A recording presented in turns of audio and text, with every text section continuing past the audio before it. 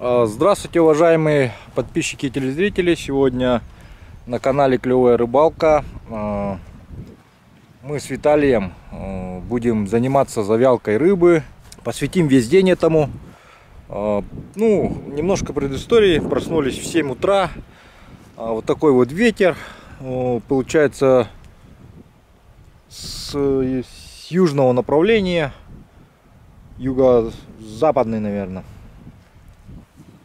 Вчера я вечером созвонился, сказали, что будет сегодня дождь, и поэтому наша завялка будет довольно экстремальной. Вот, в связи с тем, что возможно осадки, мы хотим успеть до дождя, хотя бы чтобы немножко прихватилась корочка, потом уже рыбу, прихватившуюся корочкой, занесем в дом, либо еще что-нибудь соорудим, защита против дождя. Вот столько у нас на моем заднем фоне рыбы мы выловили за несколько дней. Это улов. И сейчас все это дело будем вялить и обдавать, так скажем, дымком. И Виталий расскажет немножко про технологию, которую он использует во время этого завялки такой вот. Ну и может поделиться с нами секретами своими какие-то вот. Так, давайте посмотрим поподробнее, как мы сделали конструкцию. Виталий, вот смотрите, вот вы сейчас некоторые распластали, да, а некоторые вот просто оставили вот целиком. Вот это с чем вот связано? Мелкая рыба, она спаривается по брюшку, а крупную спариваем по спине, чтобы лучше просолилась и быстрее высохла. Из этих соображений. А то, что спинки вот недорезаны у мелких, ничего страшного, да? Там не запреет ничего? Не запреет. Подсохнет, подвялится. Ага. Сколько нужно по времени, чтобы нормально завялить так? Подвялить ее? 2 дня. Или если с дымком, можно за день все это дело. Ветер, если, да, там? Да, и ветер, помощь. Солнце. За день можно подсушить. Главное, чтобы она прихватилась такой вот корочкой, да? Да. Давайте вот покажем. Вот такая вот. Смотрите, вот сначала я пластал как мы в Жиганске делаем, как обычно, да? Но это оказалось немножко не, скажем так, не по-местному, неправильно. И мы решили полностью их разрезать и отдельные вот такие пласты сделать. Высохло неплохо, посмотрите, но единственный минус, конечно, надо убирать позвоночник, потому что сейчас я покажу почему. Потому что вот смотрите, вот этот вот, например, на примере вот этих рыб, которые уже довольно хорошо подсохли, видите, вот начинает вести рыбу. Пропеллер. Да, ее прям заворачивает таким вот винтом. Это потому что ее держит каркас, вот этот позвоночник держит ее. Рыба идет на усушку, пытается уйти, но позвоночник не дает, из-за этого вот ее начинает вести вот так вот. Вот это вот хорошо уже приготовленная рыба. Она здесь висит просто для компании, так скажем. Вот, вялится. Можно вот даже крючки уже забрать и использовать для сырой рыбы, конечно. Вот это вот мы в первые дни вылавливали. Вот это уже более поздние. Там есть среди них. Вот отдельно вот спинка вырезана. Вот видите, вот как она получилась. Довольно уже хорошо подвялилась. И чувствуется, что вот мягкая внутри такая вот. Под Любителей пенного вообще будет рады, думаю. Вот это вот хорошо подвялилась. И чувствуется, что вот мягкая внутри такая вот. Под любителей пенного вообще будет рады, думаю. Вот это вот хорошо подвялилась. И чувствуется, что вот мягкая внутри такая вот. Под любителей пенного вообще будет рады, думаю. Вот это вот хорошо подвялилась. И чувствуется, что вот мягкая внутри такая вот. Под любителей пенного Вот такую рыбку попробовать. Я тут предлагал Виталию отправлять рыбку почтой желающим. Все, Виталий, не хочешь никому отправить рыбку? Это будет очень дорого. Очень дорого будет, да? Эксклюзивные. Эксклюзивная, да. Столько рыбы нету. Да. Это надо же время уделить, да, тут заняться рыбой, чтобы отправить, да. Вот. Поэтому Виталий также занимается, напомню, туризмом рыболовным. Если у вас есть желание приехать в Якутию, побывать здесь, в Аймиконе, на полюсе холода, порыбачить в таких чистых, прекрасных местах, то вы можете обратиться к Виталию, он вас с ним связаться, и он свозит вас, думаю, на рыбалку. Или найдем, кто будет этим занимается. Да, либо найдет человека, который будет вашим гидом, проводником. Вот. Вы можете, конечно, порыбачить, уехать немножко с рыбкой даже себе, завялить, отдохнуть, так сказать. Конечно, здесь не Египет, не и тому прочее, не Турция, но здесь своеобразный такой вот туризм Якутия. Поэтому всем, кто мечтает побывать в наших краях, вот. А также я хочу обратиться сразу ко всем нашим землякам, крестьянам, которые занимаются туризмом. Можете писать мне на электронную почту на сайте клёвая-рыбалка.рф, раздел туризм. Там у меня собраны все объявления туристические. Виталий объявление тоже там будет. Район Аймикон, смотрите. Вот. Можете размещаться у меня на сайте. Пишите мне на почту. Разместимся. Так, вот сейчас просто оставляются такие распорочки.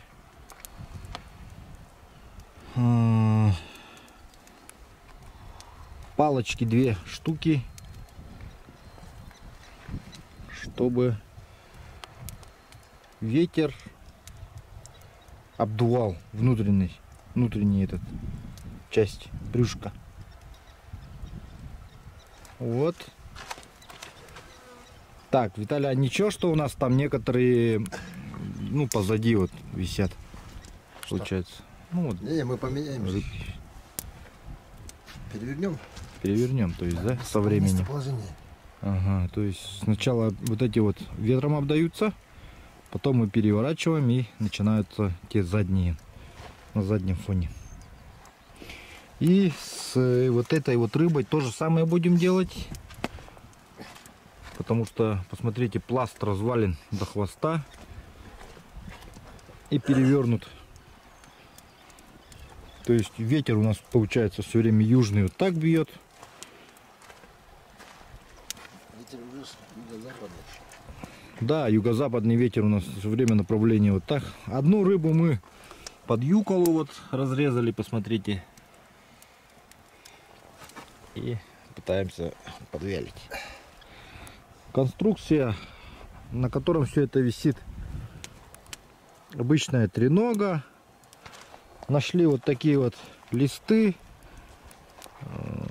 Виталий, а листы для чего служат? Профлист? Да, чтобы...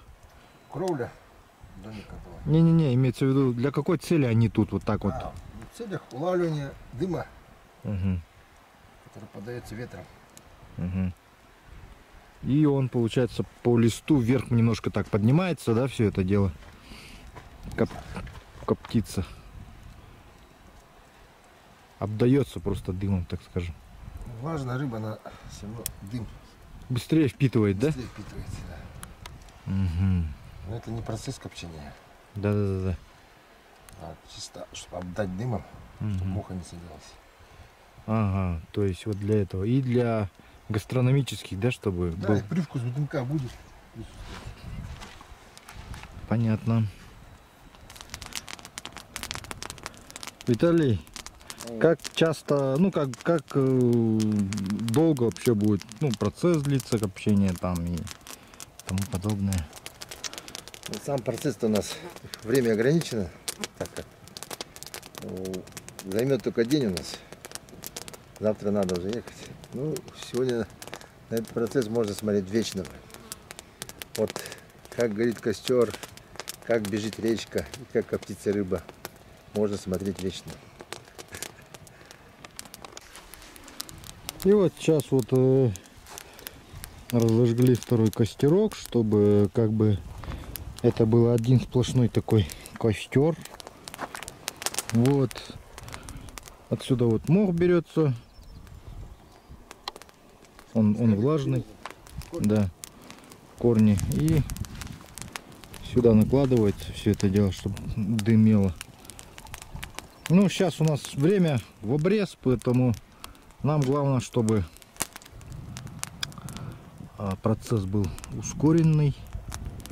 Поэтому принимаются такие кардинальные меры по созданию дыма. Вот. Все-таки это не жесткое копчение, а скорее просто обдание дыма. Поэтому без разницы тут какой дым. Главное, чтобы был дым. Ну и чтоб не садился гнус, мухи не откладывали свои личинки.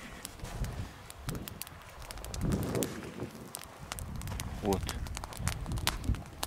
Рыба. Это топпи. Восточно-сибирский голец по Кириллову. А эта рыба где-нибудь еще обитает? Во всех горных озерах хребта Черского, Верхоянских гор. Всех она обитает. А здесь много озер у вас, ну, где можно поймать такую рыбу? Ну, доступных, имеется в виду. Да. Доступных озер так-то мало. Именно, чтобы ловить гольца. Это самое крупное, да, считается? Или еще крупнее бывает? Крупнее еще. Ну, вот в этой рыбе сколько примерно по весу? Килограмма 2 будет. Килограмма 2 будет.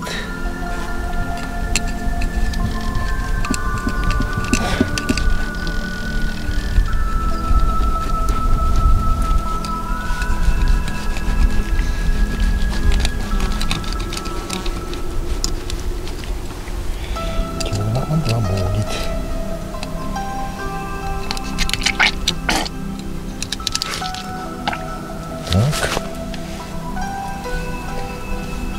На спиннинг ловится же, да, такая?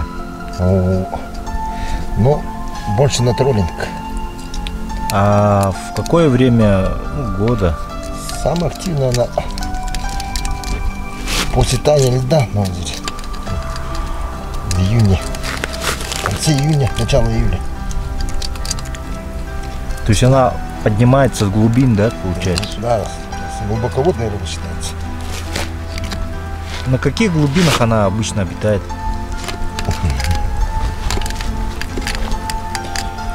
Ну, насколько я знаю, она на глубине 30-40 метров.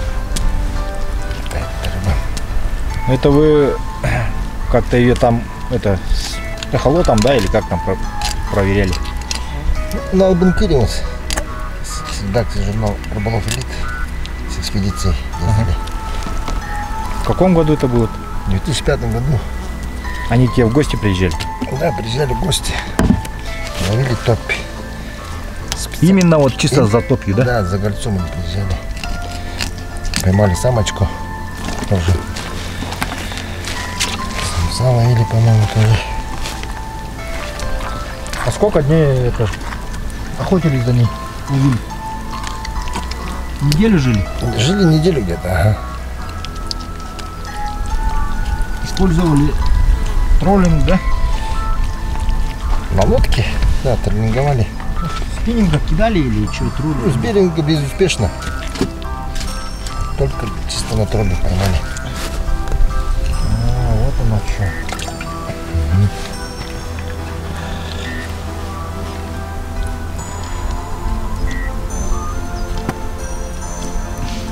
А по щуке как у вас, по окуню в ваших краях? Ну, щуки у нас предостаточно. Но тоже озера довольно труднодоступные. Выбираться. Вот, верховье рек. Индигирки, ильги, тоже щуки. Окуня достаточно. Трофейный сколько имеется в виду килограмм? Ну хотя бы от 8. От 8. Есть, да, отдельные экземпляры такие. Ну а вот так вот, в садах. например, поближе вот сможешь, да, допустим, если кто-нибудь к тебе в гости приедет, там, чисто за щукой там свозить? Поближе? Ну да, чтобы... Самое близкое это сколько километров получается до вот таких озер? Километров 100. От Тамтора и Микона. От Уснера тоже так же 100 будет. Ну то есть такую рыбалку можно организовать, да? Да, можно нащупать. Круто, круто. Ну что, все готово. Это будем солить, да? Да, это к засолке она готова. Подожди, а что прям так пластом целиком? Или может на две половинки разделим? Нет, пускай просаливается. А потом разрежем? Брюхо разрежем, чтобы жир уйдет. Потом уже, когда подсохнет, то есть просолится, потом будем разрезать. Ну давай. Также для завялки, да?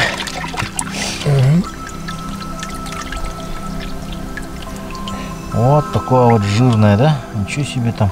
Жир, да. Прям белый такой. От брюшка это все жир. Да.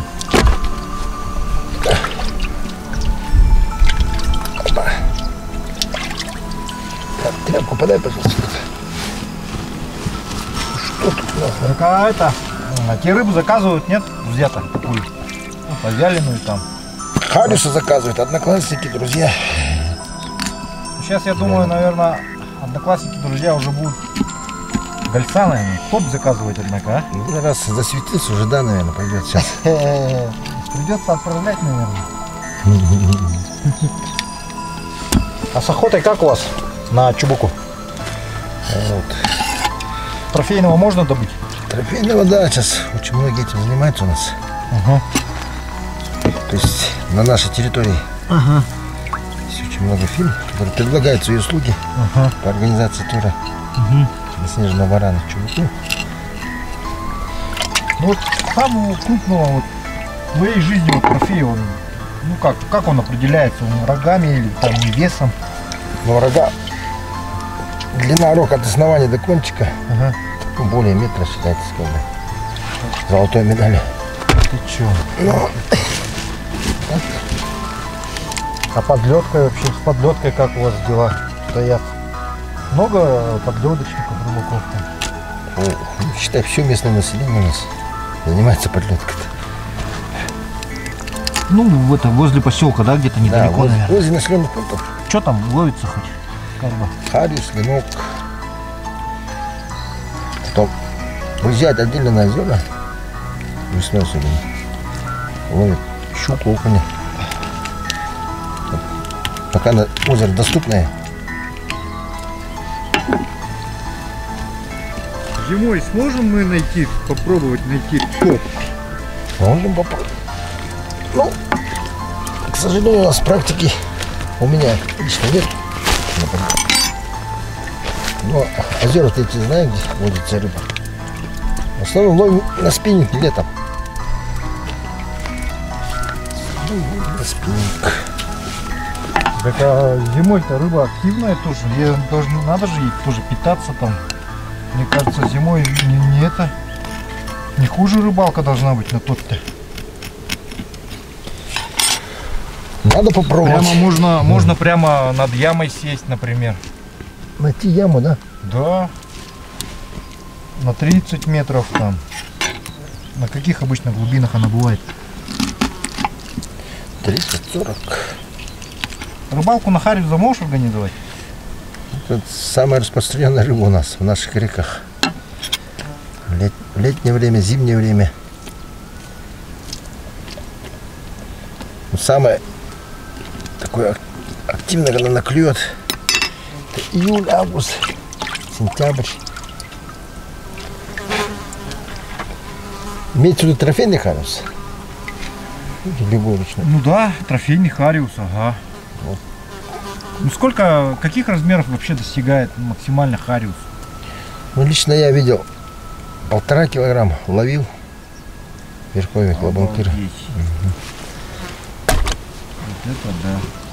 А по карасю как у вас, Виталий? По карасю. Вот в 2014 году мы привезли с Чуровчи одно время карасей. Выпустили их здесь. Но они довольно хорошо прижились. Сейчас переселяем их в другие соседние озера. То есть есть у нас 3 базовых озера, куда выпустили карасей. Прошли адаптационный период. И сейчас они довольно-таки неплохо развиваются. Желающие ловят уже.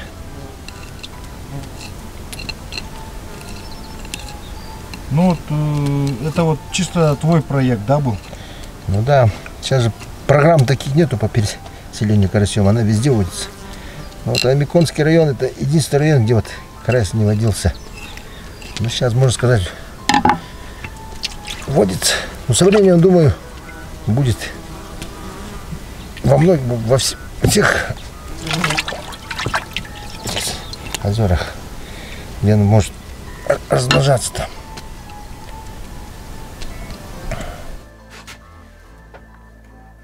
Сейчас вот перестраховались от дождя, решили сразу пораньше занести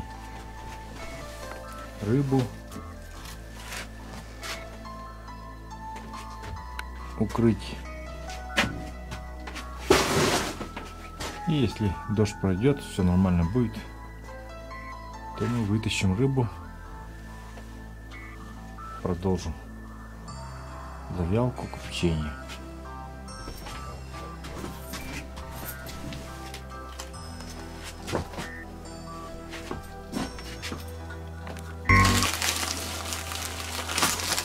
Так, сейчас происходит процесс засолки. Посмотрите, вот на дно Виталий посыпал соль. Самую крупную рыбу можем сюда. Самую крупную рыбу кладет всегда на низ.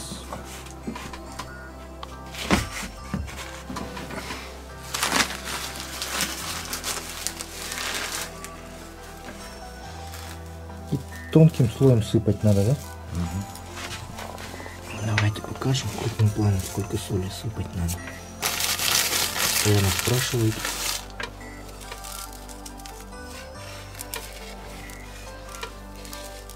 Без фанатизма. Так.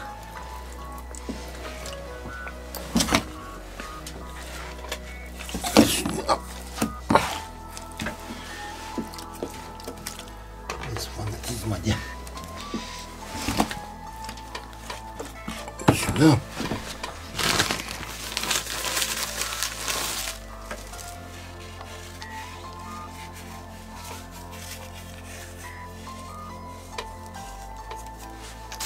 Примерно вот так вот равномерным слоем все это присаливается. Ну, какие-то секреты еще есть при солении? Можно чуть сахар добавить. О, Сахарку. оказывается, да? Да, Сахар что придает? это как усилитель вкуса, как глюкоминат натрия. Эффект получается такой. Короче, вкусно получается. Рыба еще вкуснее становится, да? То есть насыщенная, да? Да, ну, главное не переборщить. Ну вот сколько вот на такую рыбу ты порекомендуешь? Сколько вот на такое количество рыбы? Ложку сахара, что ли? Чуть больше столовой, 1,5 ложки столового сахара. Понятно. Ну, можно 2 ложки. А как добавлять прямо после соления в рассол добавлять? Вместе с солью. Прям. Вместе с А, то есть замешать сахар вместе с солью и Да. сыпать. Все. Сверху опустим. Еще пошли у нас И вот маленьких уже, получается, вкладываем вот так, да? Да, желательно спинкой, чтобы они к стенке лежали. Нету все это ставить.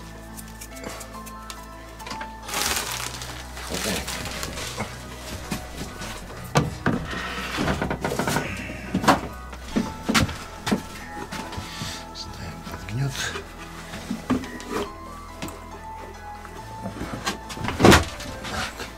И наш фильм. Ну, ночью на улицу не сильно.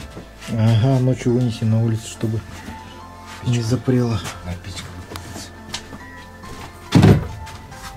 Ну а дома, собственно, вот посмотрите, что тут происходит. Продолжается процесс завелки рыбы, юколы. Вот.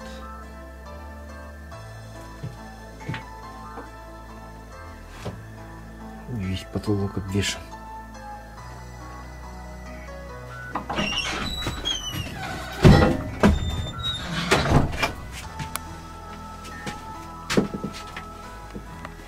Ну вот, дорогие друзья, вот такой вот был сюжет сегодня. Мы, собственно, вялили рыбу, обдавали ее дымом. Вот такой вот получился результат. Сегодня она еще подсохнет за ночь. И на этом все. Поэтому пишите ваши комментарии, делитесь с друзьями, что вы думаете по этому поводу, ставьте лайки. Всем хорошего настроения, всем спасибо, всем пока. Заглядывайте на сайт клёворыбалка.рф, раздел туризм, там есть контактные данные Виталия. Пока.